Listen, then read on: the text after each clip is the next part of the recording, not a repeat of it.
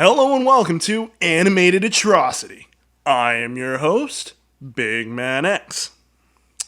Little Red Riding Hood.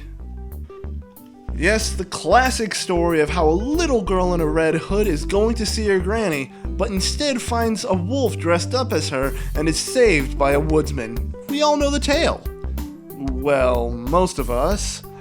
It's such a simple and timeless story that it's almost impossible to screw up. God damn it! Why does this movie always show back up? Okay, so it isn't entirely impossible to screw up this movie. Mainstream Hollywood has screwed up many good stories, probably about as many as they've done a good job on. But screw being mainstream, let's check out the independent films. They probably have something better than this piece of crap. Oh dear God, why did I give them the chance? Yeah, you probably heard of this movie. It was a bit of a hit because it was following the same kind of concept as Shrek. You know, where they take a fairy tale or folk tale and flip it / add an element to it to make it original. Or at least a comedy. In this case, they took the story of Red Riding Hood and made it a police investigation movie. Which is just a really weird idea. And it's not made any better when you learn that this movie was made by an independent movie company called Canbar Entertainment. It was also made with a budget of about $8 million, which may sound like a lot, but when the average budget of an animated movie is about $20 to $30 million, it really doesn't compare at all. But just because a movie has a small budget doesn't always mean that it will be bad. Just like a movie with a big budget will not always be good.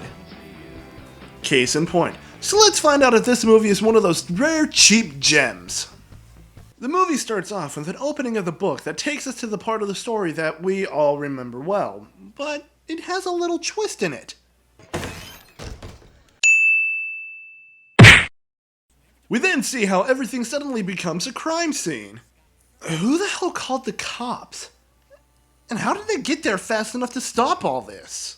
So this looks pretty open and shut. Little Miss Rosie Capes making covert deliveries to the goody tycoon. Wolfie tries to eat them both. Then Crazy Flannel Pants with the axe here busting swinging vigilante style. Take them downtown, boys. Totally logical thinking there. It only makes sense that everyone involved in a crime scene is at fault. Can we get someone else to head the case? Introducing Nikki Flippers, voiced by David Ogden Stiers. Why do they call you Flippers?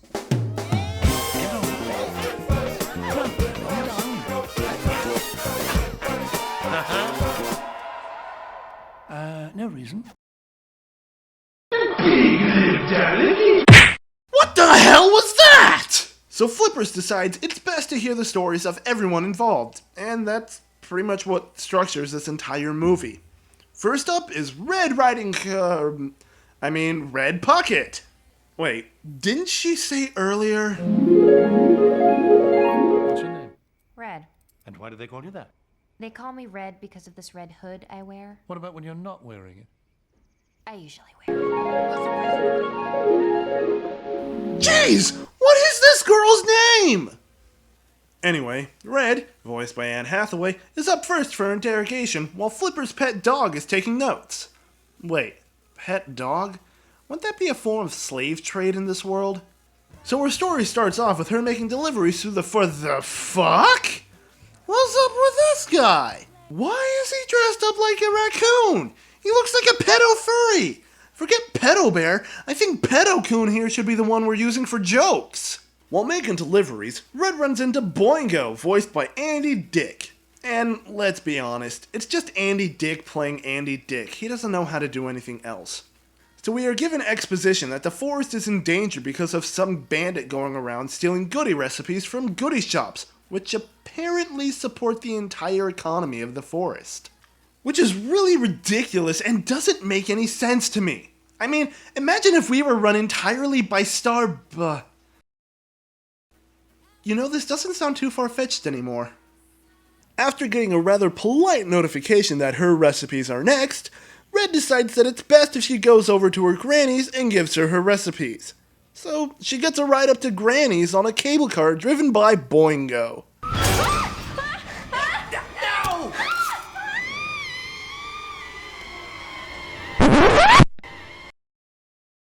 Well, that doesn't look suspicious at all.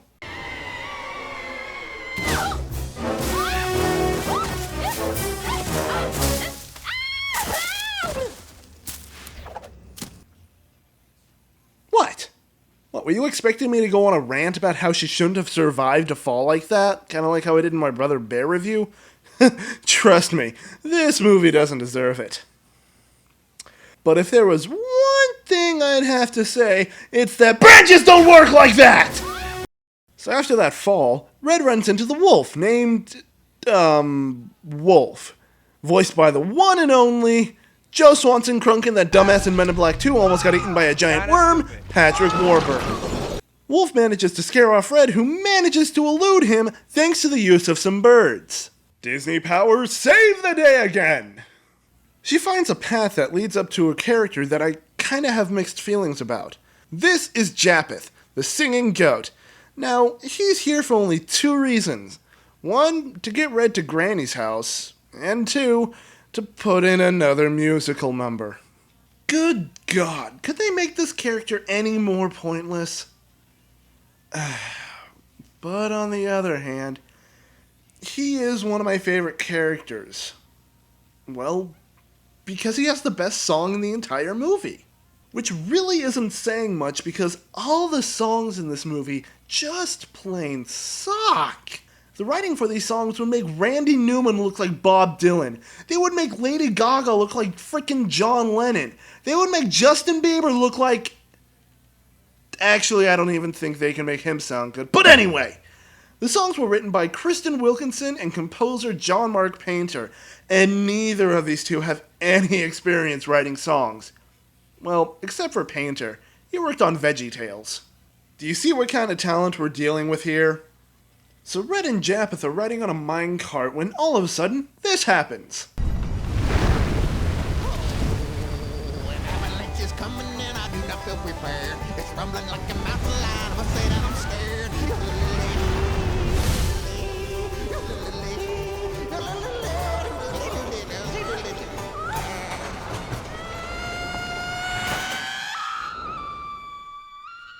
Okay, what the hell just happened? Where do I begin? Where the hell is this avalanche coming from? It's obviously not winter or else there would be snow around everywhere, and most of these creatures would either be hibernating or just gone. Now that I think about it, I don't think these writers were smart enough to know something like that when they wrote this movie. Next, what the hell happened to the track? You think Japheth would maintain the damn thing considering he's got nothing else to do? Also, there is no fucking way that they could go flying through the air with how fast they were going. Holy crap! Rocket-propelled shark jumping!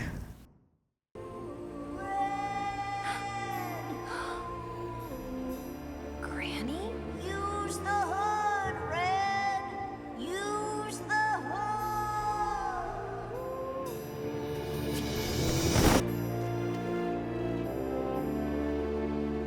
The hood is strong with this one.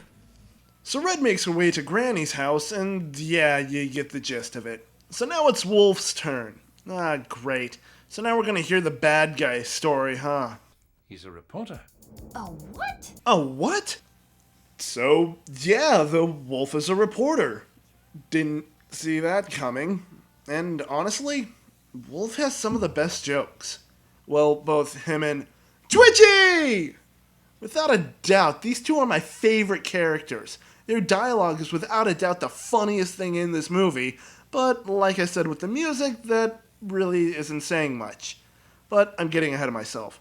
So Wolf is trailing Red, and in order to get some more dirt on her, Wolf goes to see his number one informant. Hey look, a wolf in sheep's clothing. The word in the herd is she's been known to take the cable car up the mountain, and Cable car. Oh, wait a minute. It was implied earlier that this is the first time she made this trip. How the hell is it the word in the herd? Jeez, the word in the herd must be more instant than Facebook. So we then get the whole setup where Red first runs into Wolf, but with a little twist. Kung Fu Riding Hood! Wow, That must have been really painful from how far they had to pull Kung Fu Riding Hood out of their ass. So after the scene where Red loses him, Wolf gets a little direction from a familiar-looking furry face. Wait, what the hell is he doing here? I'm watching you, Boingo. I'm watching you. Boingo's directions lead Wolf and Twitchy to a dark, damp cave. Why couldn't I write movie reviews? 'Cause that's my job, bitch! What they said at the Alamo. What was that? Who was that? Okay, what the hell was that? No, movie, you are not allowed to continue until you explain to me what the fuck that was, because right now, that is the only thing in this entire movie that I'm actually invested in. Nothing? Well, thanks, movie. You raised my hopes just to dash them in the same second. They managed to find their way to the minecart tracks that we saw Red on earlier. Bean on meat cane. Must be Italian. Close the candle. Got it.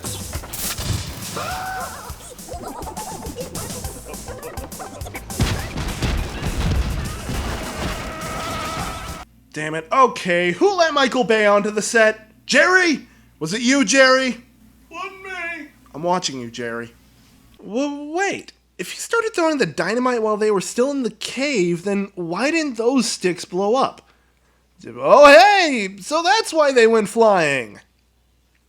Glad they showed us that.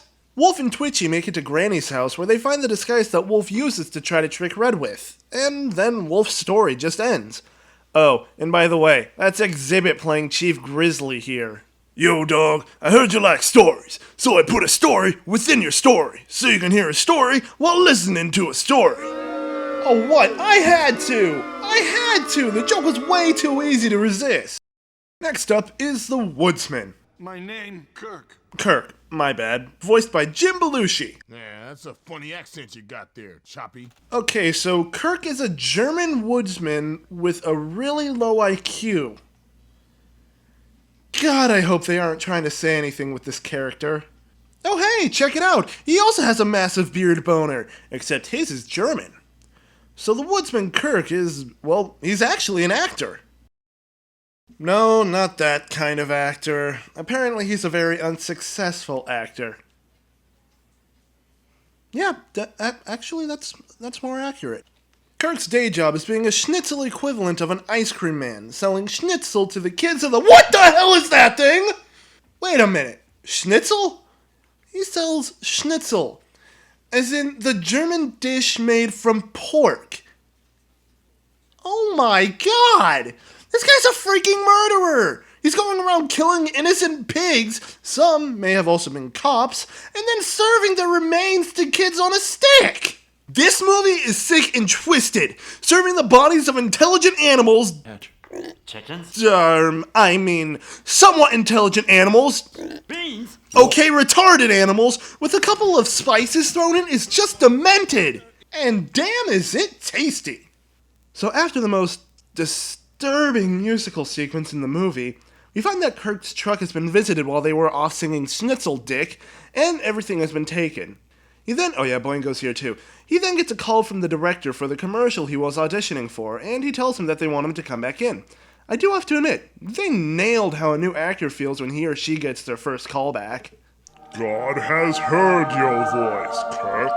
You shall sell this foot cream, and next year move up to facial Viagra. As long as this guy doesn't get there first.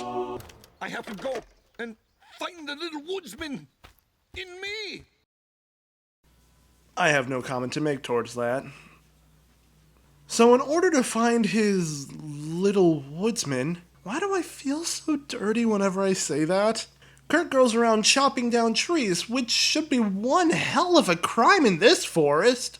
Forget about the goody bandit, we have a handicapped German guy going around destroying the homes of dozen critters and killing local pigs, and then tossing them into a fucking oven and serving them on a frickin' stick! And no, the writers can't be attempting to make a statement with this character. A German man going around killing swine and cooking them up is not something they did on purpose or anything. I mean, it really can't, so they just, to move on before the hole I'm digging myself reaches China.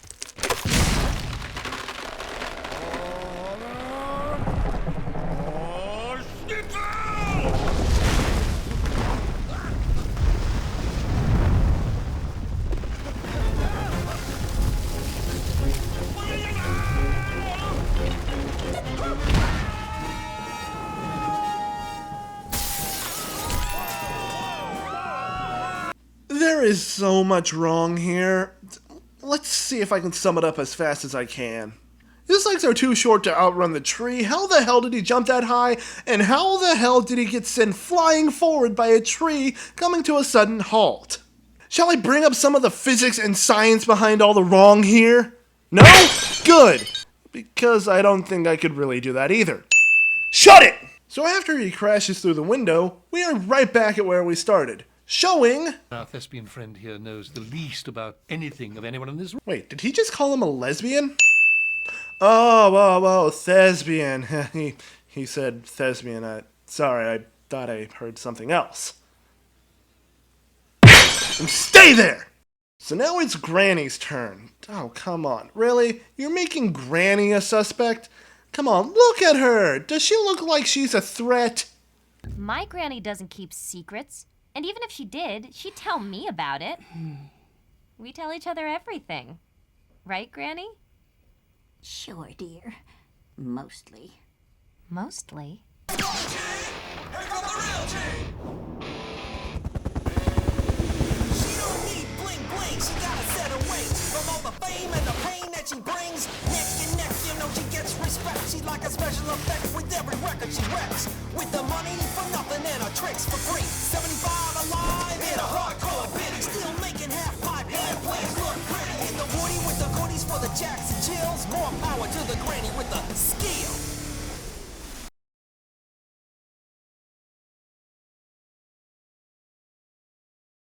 Nope, this movie just went over the deep end.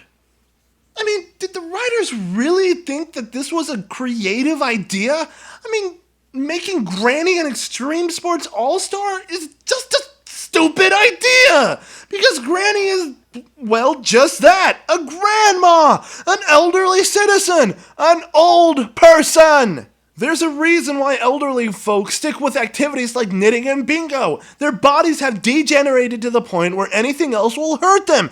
Now watch what should happen to her while doing any of these stunts. She don't need bling bling, she got a set of wings. So apparently she is going to some mountain where there is somehow snow there to compete in a skiing competition where she, oh, hey Boingo, where she meets up with her friends who, what the fuck is that thing? Wait, she has friends who know about her extreme personality. Why didn't they let other people know about this? I mean, she is the most famous snack food maker in the entire forest and maybe even the world. And no one knows about this side of her? Many people at this event know of her reputation as a goodie maker, and apparently they know of her sports reputation as well. So why didn't they pass on any of this information? Even Boingo here apparently knows about her in the sports world. She is also apparently so popular in the extreme sports world that foreign skiers knew about her in both the sports and goodie business world. There were even reporters there to report on the winners, and they see her there. So shouldn't they report on the fact that a frail old goody tycoon is competing in an extreme sports contest? That would be big news! And yet somehow everyone in the forest here is completely shocked at the fact that she is extreme! Welcome everyone to the Plot Canyon, a destructive hole so massive that it has left a scar upon the world to the point that there is no possibility of ever recovering from such devastating damage. This truly is a miracle to behold. What have I done? So the race starts and Granny has an extreme snowball fight with the European team made up by not Arnold Schwarzenegger, Miss Stick-Up-Me-Arse, the evil Mr. Clean, and Keith. Look at this. Do you really think that anyone at her age would be able to do something like this without breaking a hip? This movie is really starting to hurt. Who do for? I can't tell you that. Young man, you tell me this instant. All right. We were hired by the bandit. Who is the bandit? What the hell just happened? I'm very confused. Why did she ask who they were working for?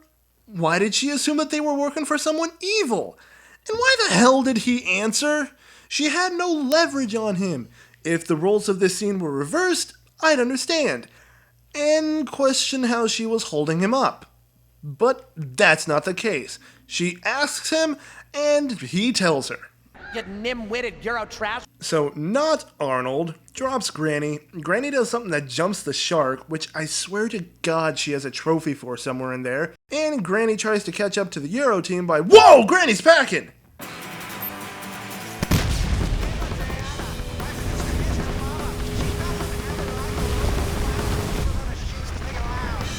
Oh, so Granny is the reason for the avalanche, huh? What a bitch. I don't think a parachute gives you the ability to fly. Hey look, Red! Let's give her some advice. And let's also make my parachute inexplicably disappear. Help! My hip! Help! My spine! I don't even know what that was. Once we return to the present, Red is rightfully angry at her granny for lying to her and forcing her to work while she goes out living it up with not a care in the world. Don't you think I want more than that? Of course you do. You're a pucket. I don't know what that means anymore. I never knew what that meant, and I don't care. I'm sorry, but is this movie being serious? Well, obviously are, but the thing is, that's the problem. This movie has been nothing but goofy the entire time, with the only thing that is serious being the fact that the cops are involved. Other than that, it's been failed joke, stupid character, rare funny moment, and right back to the stupidity. Would any of this lead you to believe that this movie was going to have something serious in it? No, you wouldn't! So sorry movie, but you do not deserve this kind of moment! So they follow up with a sequence of Red walking around in a terrible blue filter, while a song about how red is blue is playing in the background. Subtle. We see someone come in and take the basket that has the recipes in it and just leave while wearing Red's hood. Oh yeah, we totally believe that this is Red who took the basket. I mean, isn't it obvious? She is the only one who wears the red hood. Oh wait! She took the hood off right before leaving the house, which begs the question, how did whoever this is get the hood in the first place? We move to where Flippers here says that he knows who did it, and it wasn't anyone here, but it was in fact, Boingo. Not the bunny! Yes, the bunny! Never trust a bunny. Truer words have never been spoken. Yeah, big surprise here. I mean, they weren't really subtle with all this, especially with this scene. So the police leave to catch the stupid bunny, but being the police, they go the wrong way. Is that coffee? Drink up.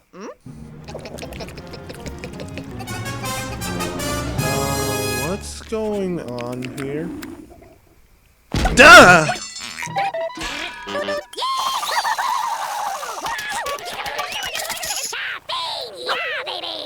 Go get him, boy.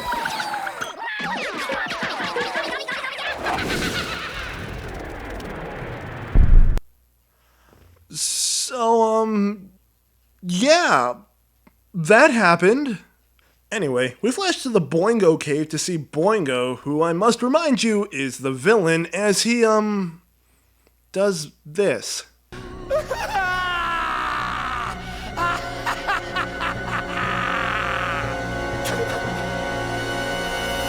I just love my job. I don't know how to explain this. It's like he couldn't figure out which emotion to go with, so he decided, screw it, I'ma use all the emotions! Thus is the genius of the dick. Wrong dick. Again, wrong dick. There you go. Hey, the joke was too easy. I couldn't resist. I'm actually just amazed it took me this long to put it in the video. So Red shows up to ruin the party and retrieve the recipes. And now, it's time for Mortal Kombat!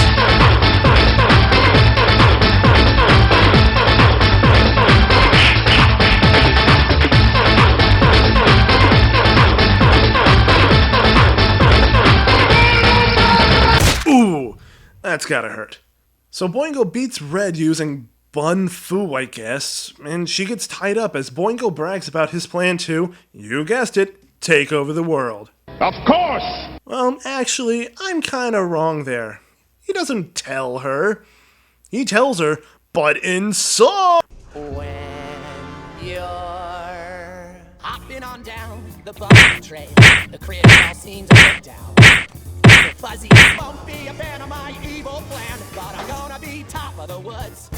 Now Stop the singing, mommy, stop the singing, mommy, stop the singing, mommy, stop the singing, mommy, please stop the singing, mommy, please stop the singing, mommy, stop the singing. no more, 'cause I'm gonna be top of the woods. Oh yeah, yeah. Is it done? Oh, thank God. You've been hoodwinked, baby. Gah! Wait, what did he say? You've been hoodwinked, baby. Okay, I have to ask, what the hell does hoodwinked mean? Let's see here. Oh my God, you've gotta be... It means to be tricked. Really? Wow, the title of the movie is spoiling the twist for us. Not to mention it's a terrible pun as well.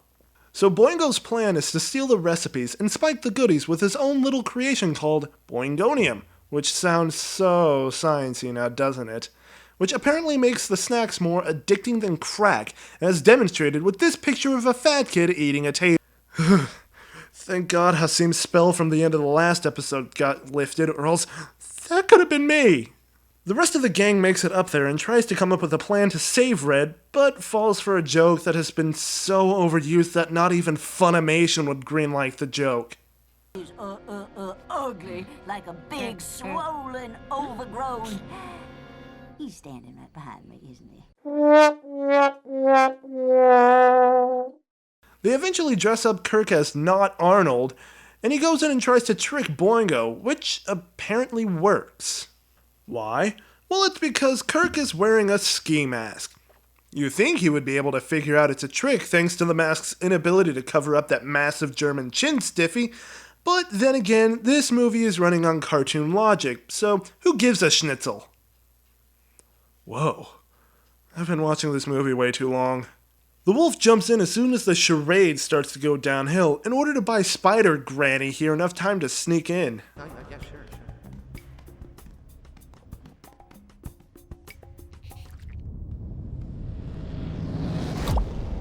Wait a minute. I smell hairspray. Wait, the hairspray gave it away? Then why the hell did they show the drop of sweat cliche not 2 seconds earlier? So that they can prove that they too can rip off Mission Impossible? Again? Anyway, after Granny is discovered, the fight scene of improbability takes place where Granny defeats the minions using her extreme skills. Seeing that the fudge brownies have hit the fan, Boingo releases the cable car with the bombs and Red in it as Granny, yet again, uses her extreme skills to save Red, as Boingo and the minions follow closely behind while leaving Kirk and Wolf, who shamefully have no extreme skills, behind. What a shame. Also, while all this is happening, Twitchy has stopped the police and is trying to tell them that they're going the wrong way. But considering the fact that Twitchy is now speaking faster than the Micro Machine Man on crack, they have absolutely no idea what he's saying. So how are they going to fix this little debacle?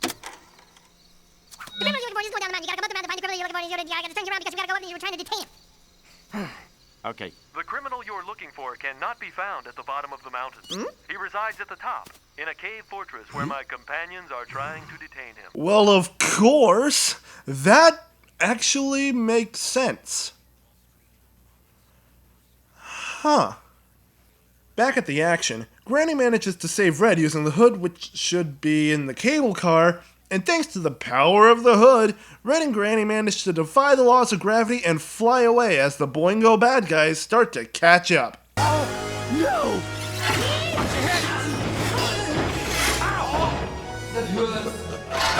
Wait a minute, how the hell did the cops do this? So this movie expects me to believe that they were able to climb up a non-existent pole to cut the metal cable where they just so happened to be next to, and then attach the cable to the ground without disturbing those who were on the cable while keeping the damn thing straight and sturdy? I'm sorry, but there was a better chance of me believing that my ass was able to speak German! No. Not prison. Not prison. Not for a cute little bunny rabbit. My bunny butthole's gonna get boingoed! So to wrap things up, Kirk makes it yodeling with his idols, and Flippers recruits the rest of the gang to be members of his organization known as the Happily Ever After Agency. So you know what that means? There's gonna be a sequel! Just shoot me now! Anyway, that was Hoodwinked, and what do I think about it? This movie kinda sucks. I will say this, for being a low-budget animated indie movie, I have to give it credit for being something of a success when other films like it don't even come close to making it. I guess what made it such a success was its writing, which I will admit has a couple funny lines here and there. Other than that, the writing is kind of weak and unoriginal. The box of this movie says that it is the funniest movie since Shrek, which isn't too far off because this movie takes many aspects from that movie. The voice acting isn't too bad, well, for the most part. There are a couple casting decisions that I don't think really fit well. I'm also kind of surprised at who they were able to get, like Glenn Close, Patrick Warburton, and Jumba Jookiba himself, David Ogden Wait, Jumba Jookiba? How the hell did I not make any jokes about that? Anyway, the characters themselves are all over the board, ranging from decent to absolutely retarded, and some even pointless.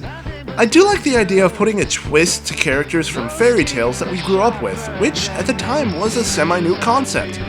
But it wasn't done really well here at all. They were rather colorful, but you could say that they weren't really vibrant colors, if you know what I'm saying. I'm not even going to talk about the music because it makes my ears bleed from just thinking about it. But I will talk about the one thing that got me the most, the animation. Most of the time, this movie looks like a late PlayStation or early PS2 game. Now granted, they did do a good job with the main furry characters. They actually look pretty good. The human characters are alright, I guess, but they do look a little plastic to me at times. Outside of them, every other character is an absolute eyesore, and they really stand out. They look like they're porcelain figures, just really flat with no detail. Kinda like they set the foundation for this character, but they never finish them up. Now, I know this is because of the really low budget, so I'm gonna let some of this pass. But where it's really obvious, that's where I'm drawing the line. And sadly, there are a good number of times where the low budget really shows. But it also shows that if you put a lot of effort into something, there is a slight possibility that it will become a success. And this movie is an excellent example of that. But this is, without a doubt, one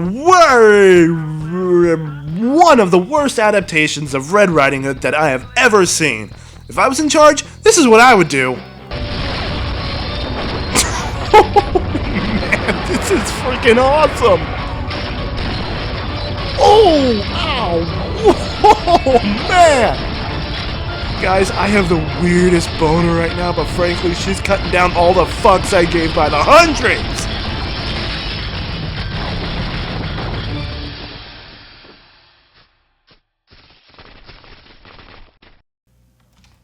Wait a minute. Just finished a review. Ah, crap, here it comes!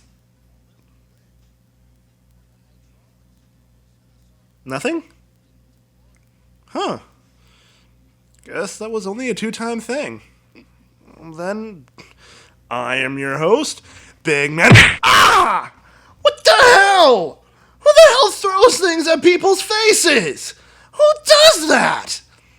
That was my comeuppance? Well, that was lame. What the heck did they throw anyway?